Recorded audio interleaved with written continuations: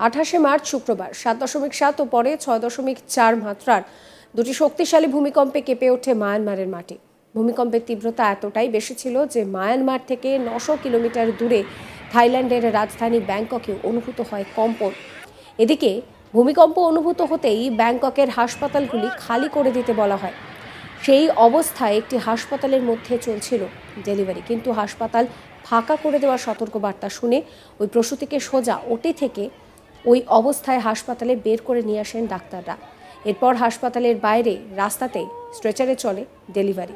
পরে হাসপাতালের কর্মীরা তারা ওই জায়গাটিকে ঘিরে ধরেন। এরপর পুত্র সন্তানের জন্ম দেন ওই প্রসূতি। দেখুন সেই ছবিও দেখাবো আপনাদের।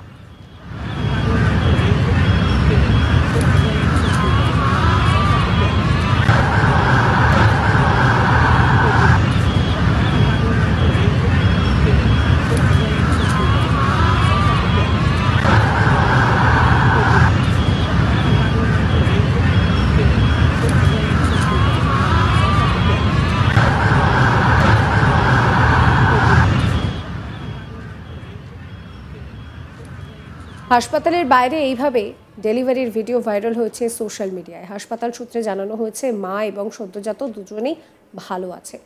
বর্তমানে হাসপাতালের ভিতরে নির্দিষ্ট কেবিনেই রয়েছে মা এবং শিশু।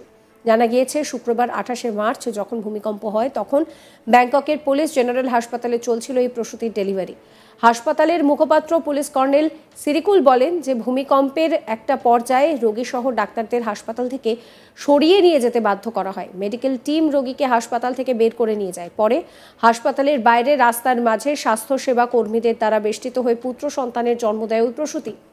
এই সংক্রান্ত ভাইরাল ভিডিওতে দেখা যাচ্ছে ওই প্রসূতি স্ট্রেচারে শুয়ে আছে এবং হাসপাতালের কর্মীরা খোলা আকাশের নিচে তার প্রসবের যাবতীয় ব্যবস্থা করছেন।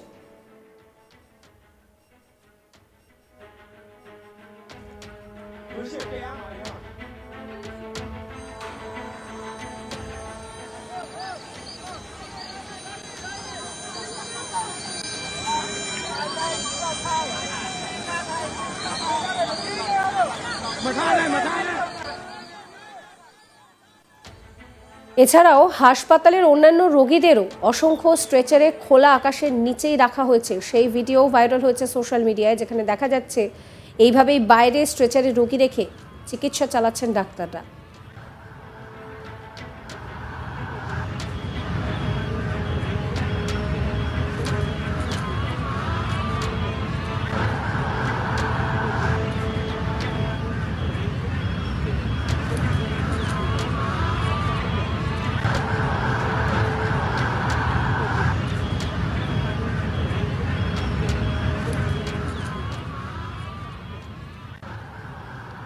জানা গিয়েছে অস্ত্রোপচারের মাঝামাঝি সময়ে থাকা অবস্থায় ভূমিকম্প হয়। পুলিশ লেফটেন্যান্ট কর্নেল জেরামৃত বলেন যে ভূমিকম্পের সময় পেটের ত্বক ফের বন্ধ করার কাজ চলছিল। সার্জিক্যাল টিম রোগীকে স্থিতিশীল করে নিরাপদ স্থানে নিয়ে যাওয়ার সিদ্ধান্ত নেয়। তিনি বলেন যে রোগীর অপারেশন হচ্ছিল এবং সেই সময় দাঁড়িয়ে এই ভূমিকম্প হয়।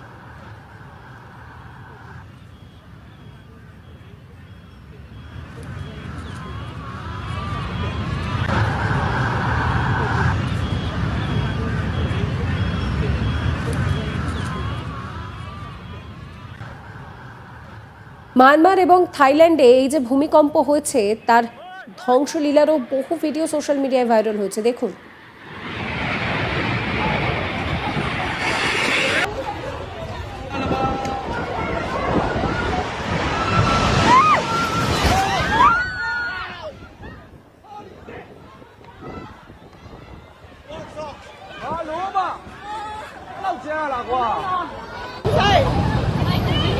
ไม่ได้ค่ะมันแค่สั่นจนน้ำมันไหลลงสตอรี่ก่อนใช่ไม่ได้ค่ะมันแค่สั่นจนน้ำมันไหล। আর এই পরিস্থিতিতেই ভূমিকম্প যখন হচ্ছিল তখন একজনের ডেলিভারি চলছিল। যেহেতু হাসপাতাল খালি করে দিতে বলা হয় তার জন্য ওই প্রসূতিকে তখন বাইরে নিয়ে আসা হয় এবং বাইরে স্ট্রেচারের মধ্যেই তার ওটি সম্পন্ন করা হয়। জানা যাচ্ছে মা এবং শিশু দুজনেই সুস্থ রয়েছে। বর্তমানে নির্দিষ্ট কেবিনে তাদের জায়গা দেওয়া হয়েছে।